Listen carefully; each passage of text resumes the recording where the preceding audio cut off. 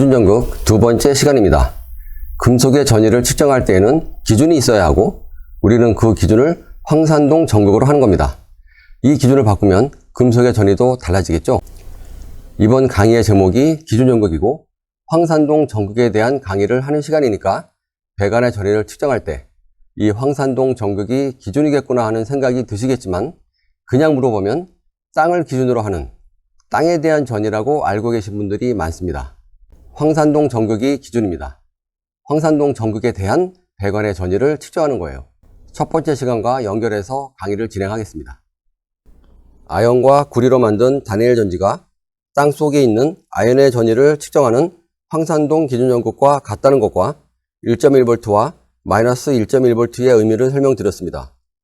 다니엘 전지의 1.1V는 두 전극의 전위차, 즉 전압이 1.1V라는 거고 땅에 있는 아연의 전위는 황산구리 전극을 기준으로 측정하기 때문에 마이너스 1.1V인 거였습니다. 다니엘 전지에서도 구리를 기준으로 측정하면 마이너스 1.1V가 나오죠. 그리고 다니엘 전지에서 전류가 이렇게 흐르듯이 땅속에 있는 아연과 황산동 전극 사이에는 전류가 이렇게 흐른다고 했습니다. 땅속에 있는 철의 전위를 측정하는 것도 마찬가지입니다. 이 상태를 다니엘 전지로 그려보면 이렇게 됩니다.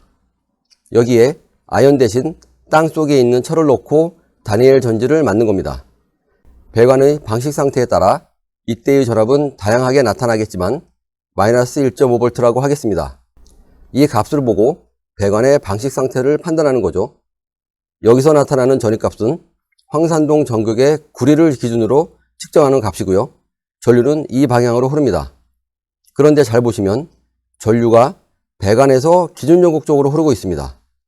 배관은 전자를 잃고 산화하고 기준전극은 환원이 되고 있습니다.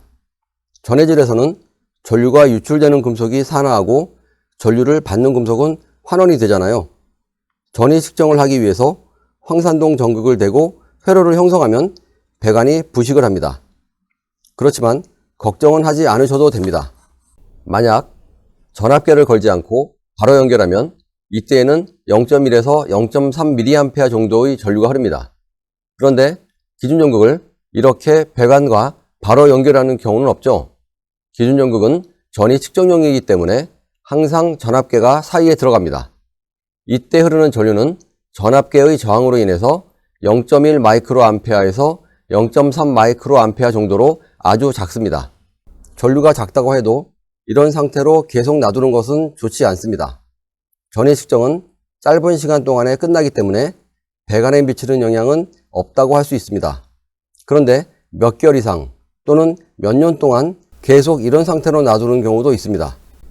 원격 전위 측정 장치는 기준전극과 측정기를 함께 묻어놓죠.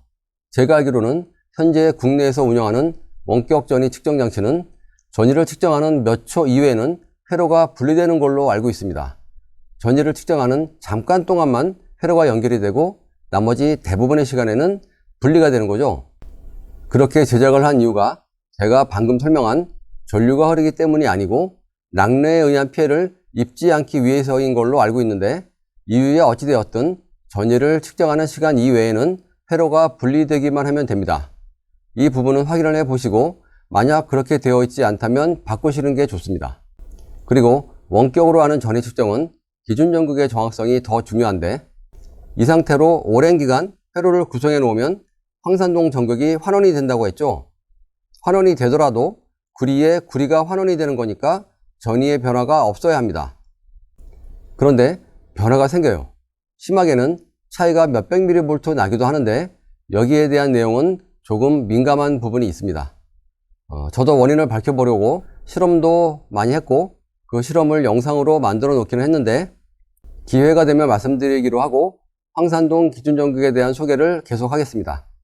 초급 과정 1강 희생양극법 볼타전지에서 이 실용 갈바닉 시리즈 간단하게 설명했었죠. CuSO4에 대한 전위가 이렇다라고 명시되어 있습니다. 옆에 AgCl이라는 것도 있죠.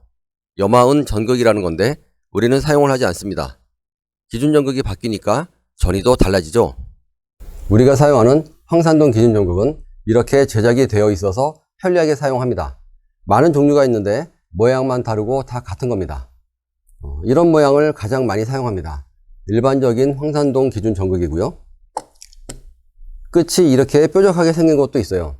이건 피복 손상 탐측, DCVG를 할 때 편리하게 쓰라고 이렇게 만들었는데, DCVG를 할 때에는 기준 전극 2개를 가지고 약 2m 간격으로 두 지점의 전위 차이를 측정하잖아요. 이렇게 측정을 하는데 전극이 눕혀지죠. 이때 이런 전극으로 하면 땅에 접촉이 잘 안 될 수도 있겠죠. 그래서 이렇게 접촉 면적을 늘려줘서 측정이 잘 되라고 이렇게 만들었는데 큰 차이는 없습니다. 대부분 접촉이 잘 되라고 이렇게 스포지 같은 걸 전극에 씌워서 사용하기 때문에 어느 걸 사용해도 똑같습니다. 실제 현장에서 이렇게 사용하고 있습니다. 오른쪽 사진의 기준 전극은 피복 탐측 장비의 일체형으로 나온 건데, 이 장비에서만 사용하는 전극입니다. 황산동 용액이 좀 많이 흘러나옵니다. 그래서 측정은 잘 되는데 용액을 자주 보충해 줘야 합니다. 이건 실험실에서 사용하거나 휴대하기 편하라고 볼펜 정도의 크기로 만든 건데, 현장에서 계속 사용하기는 불편합니다. 내구성도 많이 떨어지고요. 앞으로 실험 영상을 보여드리는 경우가 가끔 있을 텐데, 그때는 이 전극을 주로 사용합니다. 이 안에 황산동 용액이 들어있고, 이 용액이 이 다공성 마개로 조금씩 새어 나오면서 전위를 측정하는 건데, 오래 사용하다 보면 여기로 용액이 줄줄 새는 경우도 있고, 자기도 모르는 사이에 용액이 많이 줄어있는 경우도 있습니다. 그럼 용액을 보충해 주기는 하면 되는데, 황산동 자체가 위험물질이라서 별도로 관리를 해야 합니다. 이게 황산동입니다. 위험물질 표시가 되어 있죠. 아무한테나 판매하지도 않고 아무나 가지고 있으면 안 되는 물질이라서 조금 번거롭기는 합니다. 이런 번거로움을 덜어보려고 이런 형태의 기준 전극도 있는데, 이 안에 용액이 아니고 젤 타입의 황산동이 들어 있습니다. 용액보다는 젤 타입이 오래 가기는 하는데 권하고 싶지는 않습니다. 용액을 넣고 사용하는 이런 모양의 기준 전극이 가장 일반적인 모습입니다. 황산동 기준 전극의 정확한 이름은 CuSO4 레퍼런스 일렉트로드입니다. 같은 이름인데 카포설페이트 레퍼런스 일렉트로드라고도 하죠. 동황산동 기준 전극인데 줄여서 동을 하나 빼고 황산동 기준 전극이라고 합니다. 약자로 카포설페이트 일렉트로드의 앞자를 따서 CSE라고도 합니다. 구조는 동, 구리막대와 황산동 용액입니다. 구입을 하면 황산동 용액이 아니고 그냥 황산동이 들어 있습니다. 이 황산동에 물을 넣어서 용액을 만들어 쓰는 겁니다. 윗부분은 구리막대가 달려 있는데 풀리게 되어 있습니다. 이 고체 황산동이 이 정도 있는 상태에서 증류수를 절반 이상 채운 다음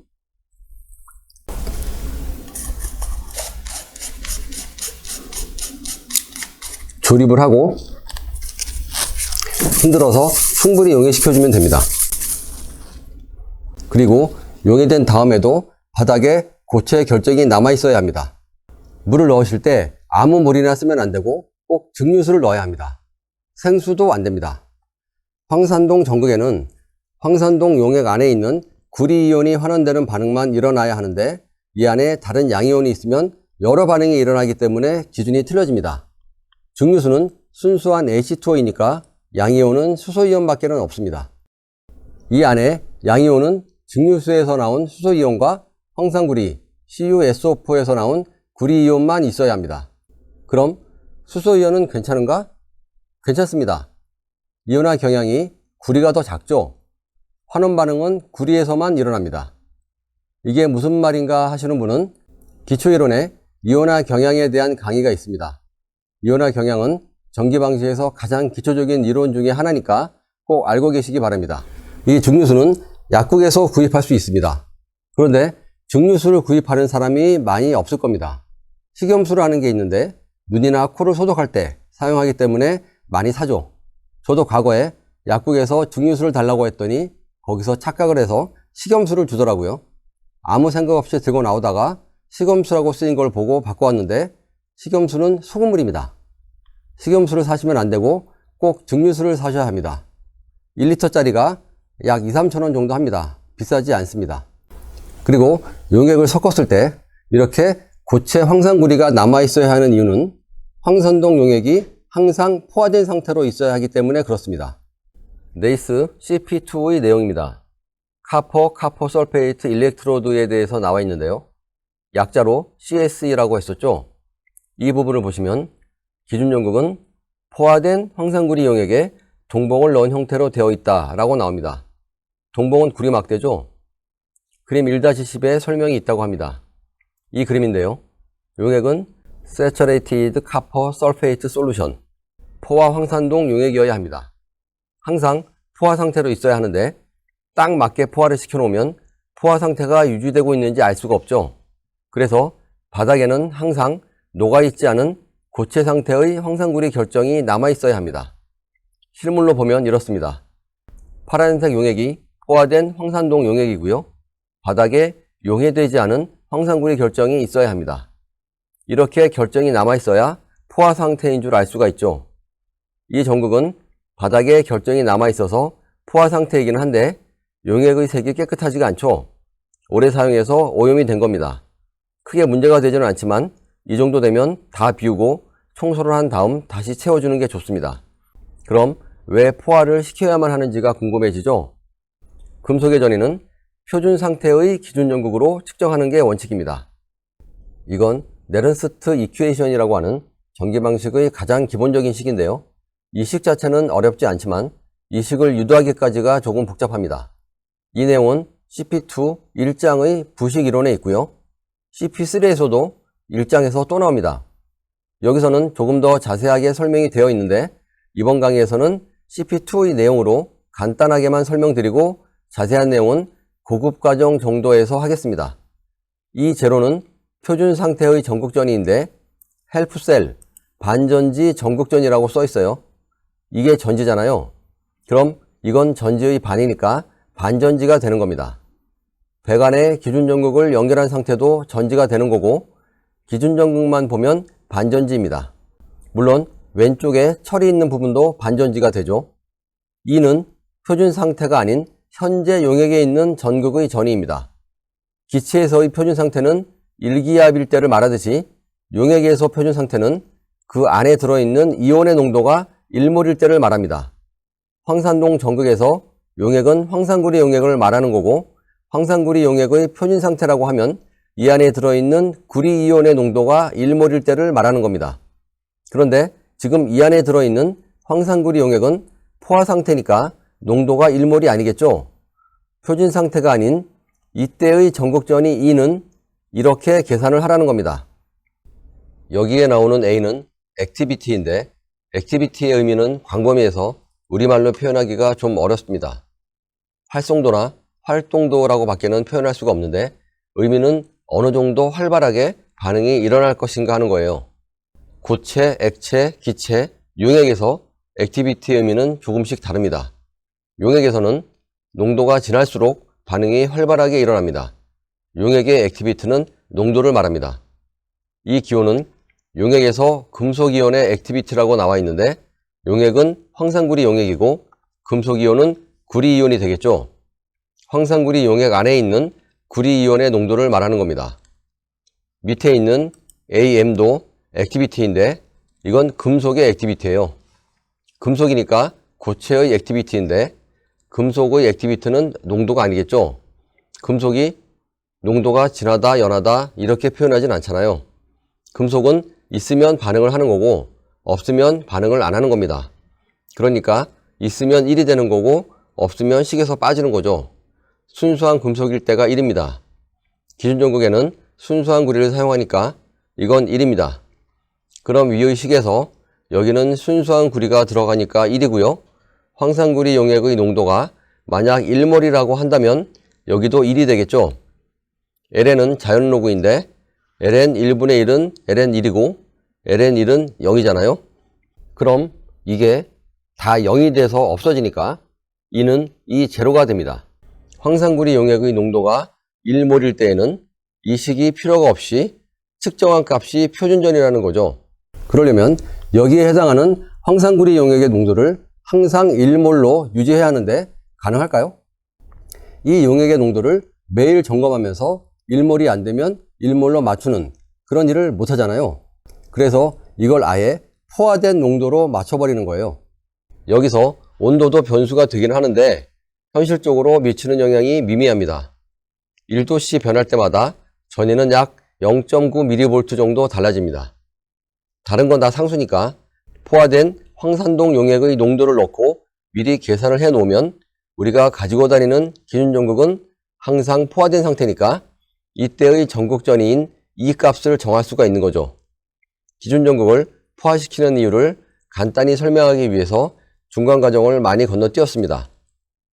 쉽게 정리하면 황산동 전극은 용액 안의 구리이온의 농도에 따라서 측정한 전위값이 바뀌는데 이 농도를 맞추기가 어렵기 때문에 아예 포화된 농도로 측정을 하고 이 값을 미리 계산해서 기준으로 하는 겁니다.